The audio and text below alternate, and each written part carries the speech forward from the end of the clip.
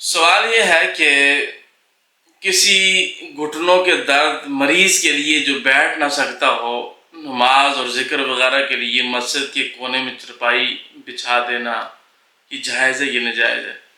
دیکھیں کوئی واضح حکم تو صراحتاً حدیث وغیرہ نہیں ملی، لیکن یہ ہے کہ اعتکاف کی حالت میں حدیث میں ہے کہ رسول اللہ صلی اللہ علیہ وسلم کا چرپائی بچھانا ثابت ہے۔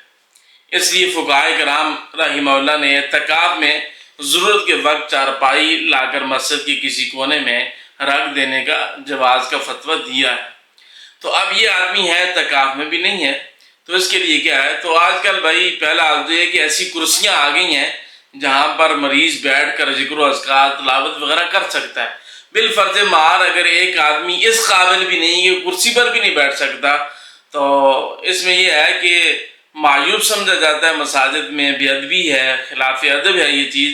لیکن اگر جہاں پر عرف میں ایسا ماحول نہ ہو، بگاڑ کا سبب نہ بنتا ہو تو گنجائش تو ہے، لیکن بہتر یہی ہے کہ بچہ بھی جا سکتا ہے اس سے، یعنی اپنے گھر پر ہی ذکر و اذکار بھی کر سکتے ہیں۔